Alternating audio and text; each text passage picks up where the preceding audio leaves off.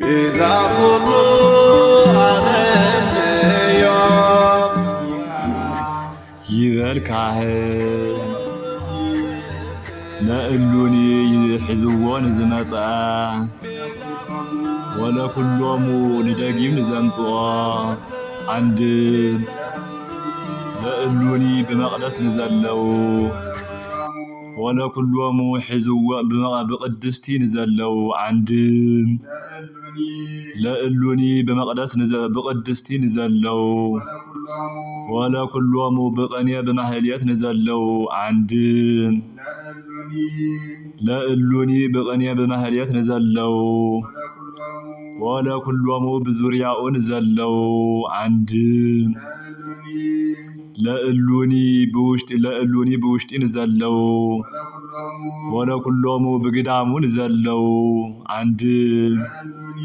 لألوني بدقة نزلوا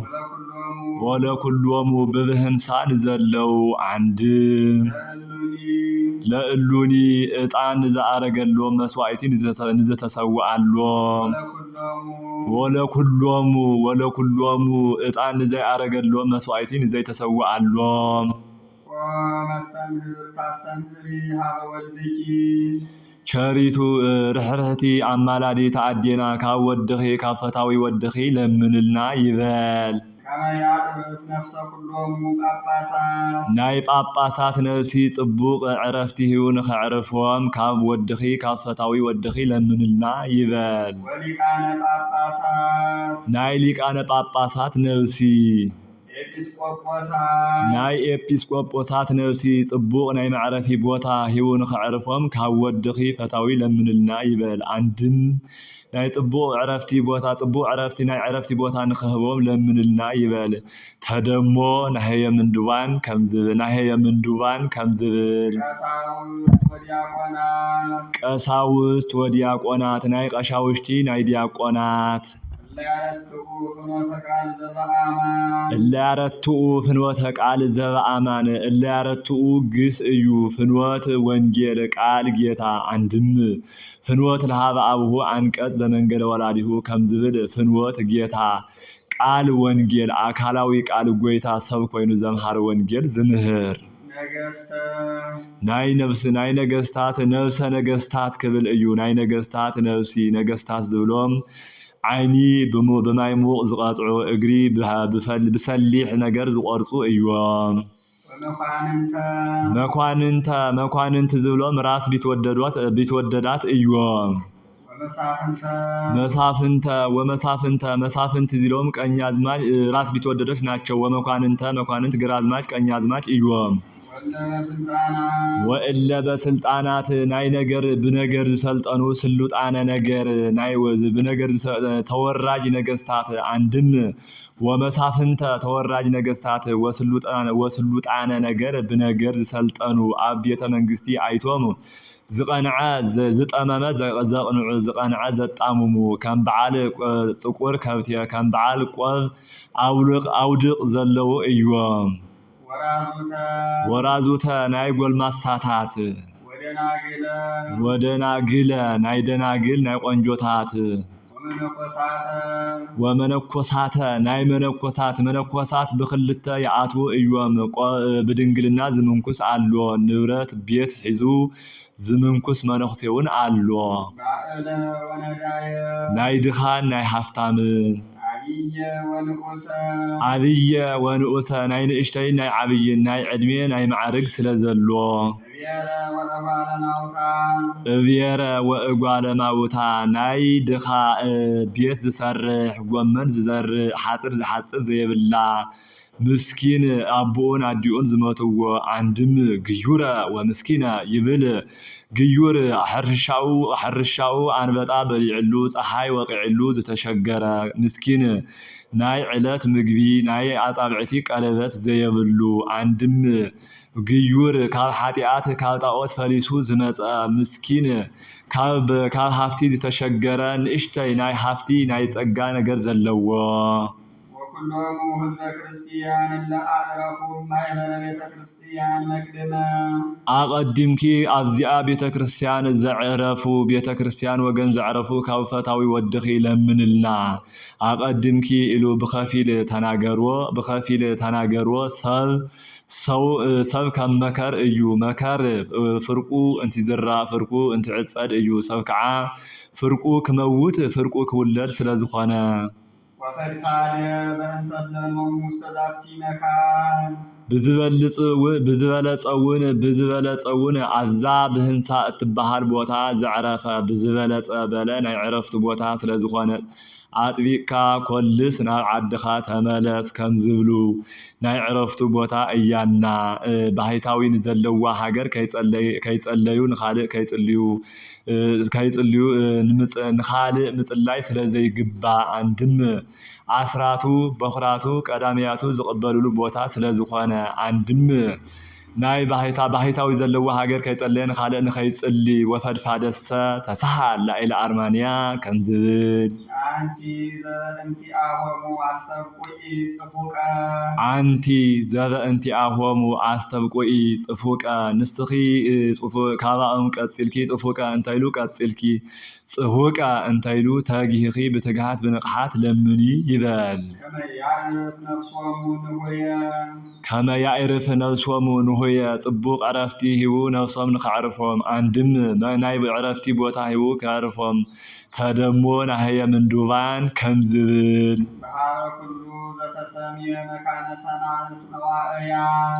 ናይ እንበዓል ቅዱስ ጊዮርጊስ እንበዓል ቅዱስ መርቆሬዎስ እንበዓል ቅዱስ ፋሲለደስ ስሞም ቤተ ክርስቲያኖም ዝተሰርሓሉ ስሞም ዝተጸውዓሉ ታቦቶም ዝተቀረጸሉ ስእሎም ዝተሰአለሉ ዘዕረፉ መዋእያን በሎም ካብ አላውያን ነገስታት ካብ አላውያን መኳንንቲ ሓዊን ስሕለትን ተአጊሶም ድል ስለዝገብሩ ስለዘሰንፉ ስለዝምክቱ ወመካነ ጻድቃን ብሩካን ናይ በዓል ቅዱስ አቡነ አረጋዊ ናይ በዓል ቅዱስ አቡነ ተክለ ሃይማኖት ናይ በዓል አቡነ ቅዱስ አቡነ ገብረ መንፈስ ቅዱስ ዘዕረፉሉ ቦታ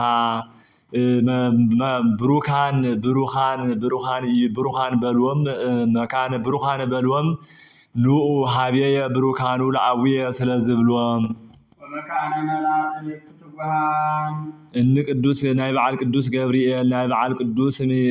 ቅዱስ ሚካኤል ናይ በዓል ቅዱስ ገብርኤል ናይ በዓል ቅዱስ ሩፋኤል ቤተ ክርስቲያኖም ዝተሃነጸሎም ስሞም ዝተጸውዓሉ ስእሎም ዝተሰአለሉ ዘዕረፉ ትጉሃን በልዎም ማይ ካብ ምፍሳሱ ብርሃን ካብ ምብራሁ ዓዲ ከም ዘይውዕል ንስታቶም ከዓ ከም ምስጋና ሰብለ ዘያቋርጹ አልቦሙ ዕረፍቶሙ ይእቲ አኮቴት ከም ዝብል በሃበ ኩሉ መካነ ርስተ አንቲ ንስኺ ብቦታ ሁሉ ባድማ ኢኺ ባድማ ሓሪሶም ዘሪኦም ከም ዝምገብዎ ንሕና ከዓ እንመገቦ ስጋ እንሰትዮ ደም ካብኣ ባህሪ ስለዝተረኸበ ሰብ ናይ አቦይ ዓጽሚ ርስቲ በልዓኹ ከም ዝብል አንድም ንስተ ሰማይ ናይ ሰማይ ባድመ ናይ ምድሪ ባድመ ርስቲ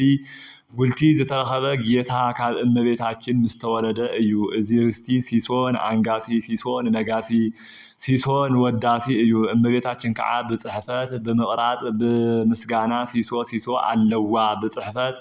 በጽሕፈት መጀመሪያ ናይ ጌታ ስም ይጽሕፍ ቀጺሉ ናይ ዮሐንስ ወኦን አልፋን ይጽሕፍ ቀጺሉ ናይ ዮሐንስ ስም ይጽሕፍ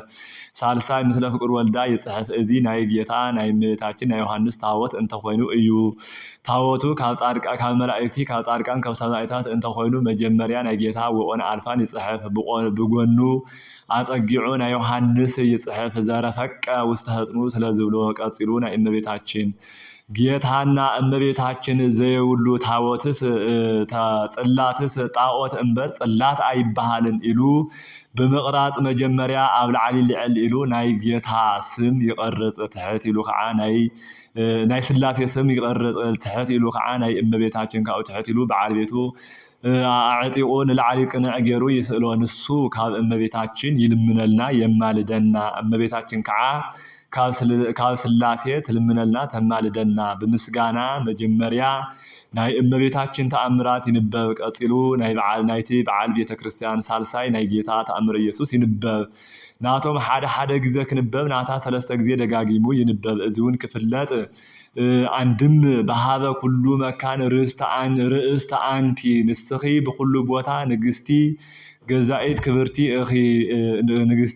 ገዛኢት ክብርቲ እኺ ወአርአሶ ለጴጥሮስ ከም ዝብል ናይ ዝንበብ ውዳሴ ዝንበብ ተአምር ዝድገም ውዳሴ ናታ ስለዝኾነ ስለምንታይ ናይ ጻድቃን ናይ ሰማዕታት ውዳሴ ይድገም እዩ ይንበብ እዩ እንተይልና ናቶም እንተተረፈ ችግር የውሉን ችግር አየመጽእ ናታ ግን እንተተሪፉ ችግር ስለዘመጽእ ስለዘይተርፍ እዚውን ክፍለጥ እቲቀሺ ንቤተክርስቲያን ክኸይድ ከሎ ተአምረ ማርያም ከነብብ ኪዳን ከበጽሕ ኢሉ እዩ ዝኸይድ እምበር ገሊ ከነብብ ኢሉ አይከይድን ወስሉጥ ስምኪ በሃበ እግዚአብሔር ስምኪ በእግዚአብሔር ንምምላድ ዝሰልጠነ እዩ እመቤታችን ዝዝክር ሓደ ሃፍታም ሰብአይ ነበረ ናይዚ ዓለም ሃፍቲ እምቅድመ አስተርእዮቱ ህልፈቱ ከም ዝብል ካብ ምርአዩ ጥፍአቱ እዩና ንነዳያን ሂብዎ እንተኮይኑ በሊዕዎን ሰይትዎ እንተኮይኑ ዝኾኑ አይተፈለጠን ገንዘቡ ተወድአ አነስ በሊዐ ሰትየ አዝነበር ኩሉ ዓዲ ሲኢነ ተኸቢረ ገኒነ አዝነበር ኩሉ ዓዲ ተዋሪደ አይነብርን እየ ሰብ ናብ ዘይፈልጠኒ ቦታ ክኸይድ እየ ኢሉ እናኸደ እናሃለወ ጸላእ ሰናያት ኣብ መንገዲ ረኸቦ ናበይ ትኸይድ ኣለኻ አታሰብ ኢሉ ጸውዑ ናበይ ትኸይድ ኣለኻ በልዎ አነስ ከምዚ ዝበልኩ በዓል ሃፍታም ነበርኩ ገንዘበይ ተወድአኒ ሕዚ ሰብ ናይ ዘይፈልጦ ቦታ ክኸይድ ኣለኹ በልዎ በል እግዚአብሔር መንገድኻ ጽቡቕ ይግበረልካ የቕንዓልካ ኢሉ ሰደዶ ሕልፍ ምስ በለ ነቲ እምኒ ወርቂ አምሲሉ እዚ እንተሃብኩኻ ይኣኽለካ ዶ በልዎ እዚስ ስንኳን ንዓይ ንደቀይ እውን ይኣክል እዩ በልዎ በል አነ ንዓኻ እዚ ሃብኩኻ ንስኻስ ንዓይ እንታይ ትመልሰለይ በልዎ ዝበልካዮ ኩሉ ክገብረልካ እየ በልዎ በል ስላሴ ክሓደለይ በልዎ ክሓደ ጻድቃን መላእኽቲ አያማልዱን አይልምዱን ስለሰብ አይልምኑን ኢልካ ክሓደለይ በልዎ ክሓደ ድሓር እመቤታችን እግዝእትነ ማርያም ረስዕዋ ስለዝነበረት ዝበለተዋ አንታ እንዲያውን ብጣዕሚ ትጻረርኒ እታፍራሐኒ ናይ አምላኽ ወላዲት ትበሃል አላ ንሳውን ክሓደለይ በልዎ ንሳማ እንታይ ሕዚ ይኸይድ መንገዲ ከም ዝብሉ ንዓኣስ አይክሕደልካን እየ ንዓዳ እንታይ ሕዚ ክኸይድ አይክሕድን አይከውንን በልዎ ናይ ሰይጣን ነገር ካብ ፍቅሩ ባእሱ ስለዝኾነ ወርቂ አምሲሉ ብዝሃቦ እምኒ ልቡ ኢሉ ቀተልዎ እታ ነፍሲ ሞተት ተፈረደላ ጻድቃን ሰማዕታት ስለዝተኸሓዱ ዘየማልዱ ዘይልምኑ ኮኑ ከይዳ እመቤታችን ወደይ ዛ ነፍሲ ባመሓረለይ በለቶ ከልብኑ ይትመሃር እመየ አደይ ከልቢ ናብ ቤተ እግዚአብሔር ናብ ቤት ከአቱ ሱቅ ኢልካ ምርአይ ይከአል ድዩ አይከውንን እዛ ነፍሲ እዚኣ ጻድቃን ፈተውተይ ንዓይን ስለዝኸሓደት ብፍጹም አይምሕራን የበላ ንሳ ከዓ ለዘጸውዓ ስመኪ ወለዘገብረ ተዝካረኪ ዝበልካ ቃልካ ተኸሓዲ ወደይ ዘይኮነ ኮነ በለቶ ከምዚ ዝበልኩኺ ካብ ምግባር ዝተጋገየ ዝተሰሓተ እዩ እምበር በሃይማኖት ዝቐለጠ ጭልጥ ዝበለስ አይኮነን በላ አይኮነን እዚኣ ምሕረት አይግባአን በላ እመትሮን ለአጥባተየ ወእሴጽሮን ለአባላተየ እናበለት ተለቅስ ጀመረት ወአክ ሞሳሳ እግዚ ኢየሱስ ይብል በህፃን አምሳል ተሓቅፋቶ ስለዝነበረት ገጹ ብርህርህ ፍግግ ኢሉ ምሕረልካ ኣለኹ በላ በል እንተ ምሕርካስ ስጋኡ ምስ ነፍሱ ሓደ ጌርካ አተሳአለይ በለቶ ስጋኡ ምስ ነፍሲ ሓደ ጌሩ የተሳአላ እንታይ ኮንካ ክሓድካ በለቶ ጠሚዩኒ በላዋ ጥምየት እንተ ጠመየካ ንፈጣሪ ልመን እምበር ይክሓዲ በለቶ ሕዚ እውን አይልመድካ ወደይ አብዛ ከምዚኣ ዝበለት ዓዲ ሃፍትኻ ስለዘቕንዓልካ ከይድካ ኣብኣ ተቐመጥ በለቶ ኣብቲ ዓዲ ሓንቲ ቆልዓ ዘለቶ በዓል ጸጋ ሃፍታም ሰብአይ ነበረ ከይዱ ከምኡ ዝበለ ሃፍታም መጽኡ ጓልካ ሃበኒባ ንጎጆ ንትዳር ከዋስባ ይብሉ አይከውንን ንስኻ በሃፍቲ እንተመሰልካኒ በመልክዕ ጓለይ አይትመስላን ኢሉ መሊሱ ይሰዶ ከምኡ ዝበለ ከማኣ ዝበለ መልክዕ ዘለዎ መጽኡ ከዓ ጓልካ ሃበኒ ንትሕዳር ንትዳር ሓዳር ንኽንገብር ከዋስባ ይብሉ አይከውንን ጓለይ በመልክዕ እንተመሰልካ ገንዘብ ስለዘይውልካ ባዕለ ጸጋ ስለዘይኾንካ አይከውንን ኢሎ ይምልሶ መምላሱ ጓሉ ሓንቲ ስለዝኾነት ካብ ቤቱ ንኸይትፍለይ ሸጊርዎ እዩ ከምዚ እናበለ ሰው ክመልስ ይነብር ነበረ ካብ ሓደ መዓልቲ ካብ ዕለታት ሓደ መዓልቲ ኣብ ቤተ ክርስቲያን ከይዱ ናይቲ ሓንቲ ጓለይ ዕድሚኣን ሃፍታን ኣብ ዝሓለይ ኢሉ ናይ በዓለ ጸጋ ጸልወት ንእሽተይ ስለ ዝኾነ ከይዱ ተቐመጠ እቲ ሰብኣይ ኣፍታ ቤተ ክርስቲያን ከይዱ ጋሻ ቤተ ክርስቲያን እናዞረ ምርኣይ ልማድ ስለ ዝኾነ እታ ቤተ ክርስቲያን እናዞረ ክርኢ ከሎ እቲ ሰውየ ድቃስ ሒዝዎ ተቐሚጡ ጉንብስ ኢሉ ረኣዮ ከይዱ ኣብ ቅድሚኡ ጠጠው በለ እመቤታችን ደቂሱ እንዳሃላ ኣታ ሰብኣይ ኢላ ፀዊዓ እዚ ኣብ እታ ጓልካ ሓንቲ ጓልካ ኣብዚ ቅድሚኻ ጠጠው ንዝበለ ንዚ ሰብኣይ ሃቦ በለቶ ቅንዕ እንተበለ ኣብ ቅድሚኡ ረኸቦ ንዓስኪ ኣብ ቤት ንኸይድሉ ወሲዱ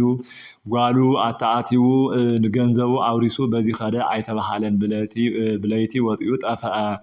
ኣሃዱ ብእሲ ዘክህደ ሃይማኖቶ ኪያኪሰ ክሂደ በቅድመ ሰይጣን እስኪያኪሰ ክሂደ በቅድመ ሰይጣን ዝኣሰ አሃዱ ብእሲ ዘክህደ ሃይማኖቶ ኪያኪሰ ክሂደ ሶበ አበየ በቅድመ ሰይጣን ዘአሳቶ አሚነ ዚአኪ ድንግል ለአድህንወ ነፍሱ በቋቶ እንዘ ይስየብህ ተአምርኪ ወለጽጌኪ ምህረቶ ተንሰአ እምንዋሙ አተወ ቤቶ ከምዝብል ይበል ዲያቆን።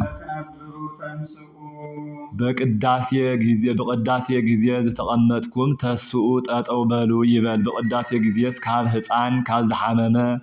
ካብ ሽማግሌ ዝቅመጥ የለን ኢሉ ኣብ ናይ ሓጢአት ዓራት ኣብ ናይ ዝንጋዕ ዓራት ዝተቀመጥኩም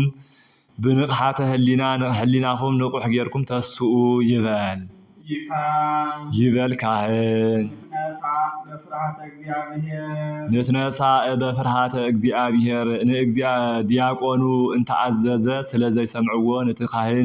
እቲ ካህን እግዚአብሔር ፈሪሕና ንልዓል ይበል። ፈሪሃ እግዚአብሔር በትር ከምዝብል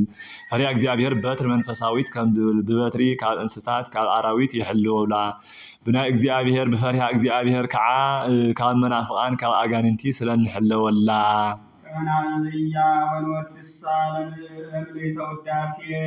ምስጋና ዝተመልአት እመቤታችን ከነመስግና ከነኽብራ እንልዓል ይበል። እንዘንብል ከምዚ እናበልና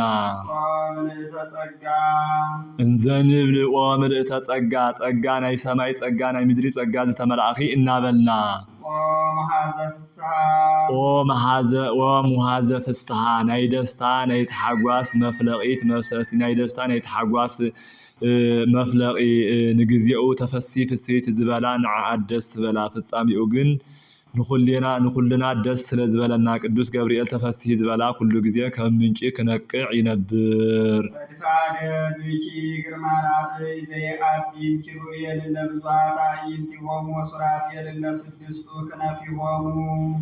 ፈድፋደ ብኪ ግርማ ራእይ ዘይዓቢ እምኪሩቤል ካብ ኪሩቤል ካብ ሱራፌል ናይ ምፍራህ ናይ ምፍታው ጸጋ ክብሪ ኣለኪ። ምፍራህ በመናፍቃን ምፍታው ብስላሴ እዩ ምፍታው ብስላሴ እዩ። ኪሩቤል ናይ ኪሩቤል ዓይኖም ብዙሕ እዩ ክንፎም 6 እዩ። ናይ ኪሩቤል ዓይኖም ካብ ግንባሮም እስካብ እግሮም ዓይኒ ጥራሕ እዩ። ብድሕሪት እውን ካብ ድሕሪ ርእሶም ካብ እግሮም ተረከዘ እግሮም ዓይኒ ጥራሕ እዩ። እዚስ ኣይኮነን ኢሉ ሰውነቶም ካብ ክሳዶም ንላዕሊ ከም ብርሌ ወልወል ዝብል እዩ። እዚ እውን ኣይኮነን ኢሉ ከም ጨጨር ልብሲ ከም ሶራ ዓራት ከም ነብሪ ከም ሰፈፍ መዓር ሕልፍ ሕልፍ ኢሉ ቦግ ዝብል እዩ። እዚው ኩሉን ኣይኮነን ዓይኖም ክልተ ጥራሕ እዩ። ዝሓለፈን ዝመጽእን ዝርእዩ ስለ ዝኾነ ክንፎምን 6 ጥራሕ እዩ። በክልኤ ክነፊሆሙ ይከድኑ ገጾም ወበክልኤ ክነፊሆሙ ይከድኑ እግሮም ወክልኤ ክነፊሆሙ ይሰሩ አንጻረ ህቡረ ወይብሉ ቅዱስ ቅዱስ ከም ዝብል ብክልተ እግሮም ብክልተ ክንፎም ገጾም ይሽፍኑ ብክልተ ክንፎም እግሮም ይሽፍኑ ብክልተ እግሮም ሰሰሪዖም ረቢቦም ጠጠው ይብሉ። አንድ እዚውን ሊቁ ወከመ እያው እዮሙ ነበልባሎ ኢሉ ወስኸሉ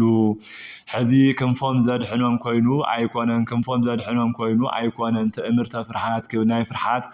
ምልክት ክብል እዩ። ሰበይቲ በትሪ እንተልዓሉላ ቀዲማ ኢዳ ከም ትወቅዕ ዝበሃል ዘሎ እዩ። አንድም ብክልተ ክንፎም ገጾም ሽፋኖም ቀዳማይ ኢኻ ክብሉ ብክልተ ክንፎም እግሮም ሽፋኖም ድሓራዊ ኢኻ ክብሉ ብክልተ ክንፎም ክንፎም ረቢቦም መቋሞም ማእከላዊ ኢኻ ክብሉ አንድም በክልተ ክንፎም ምሽፋ ገጾም ምሽፋኖም በሰማይ ምሉእ ኢኻ ክብሉ እግሮም ምሽፋኖም በምድሪ ምሉእ ኢኻ ክብሉ ረቢቦም መቋሞም በአርባዕቱ ማዕዘን ምሉእ ኢኻ ክብሉ አንድም በክልተ ክንፊ ንላዕሊ ገጾም ምሽፋኖም ንላዕሊ እንተኸዱ ባህሪካ አይምርመርን አይረከብን ክብሉን በክልተ ክንፎም እግሮም ምሽፋኖም ንታሕቲ እንተወረዱ አይረከብን ክብሉ አንድም በክልተ ክንፎም ገጾም ምሽፋኖም በእግረ ህሊና በህሊና ልቦና በናይ ልቦና ህሊና በእግረ ልቦና አይተመሐላልፍን ክብሉ በክልተ ክንፎም እግሮም ምሽፋኖም በእግረ ልቦና በእግረ ህሊና አይተመሐላልፍን ክብሉ በክልተ ክንፎም ረቢቦም መቋሞም ናዚውን እንተበለ ባህሪካ አይርከብን ክብሉ እዚ ከዓ ሊቁ በትእምርተ መስቀል ኢሉ ወሰኸሉ አሞራ ክበርር ከሎ ክንፉና ክንፉ ካብ እግሩ እስካብ ርእሱ ትእምርተ መስቀል እዩ ካብ ዓርቢ አቀዲሞም ከምዚ ኮይኖም ተራእዮም እንተልና ካብ ዓርቢ አቀዲሞም ከምዚ ኮይኖም ተራእዮም እንተልና ከምዚ ኮንካ ዓለም ከተድሕኖ ኢኻ ኢሎም ትንቢት እናተናገሩ ድሕሪ ዓርቢ እንተይልናውን ከምዚ ኮንካ ዓለም አድሓንካዮ ክብሉ እዮም ይበል ዲያቆን ውስተ ጽባህ ነጽሩ ማንሻ ወስብሐት ለእግዚአብሔር ወለወላዲቱ ድንግል መስቀሉ ክብር ይቆየን።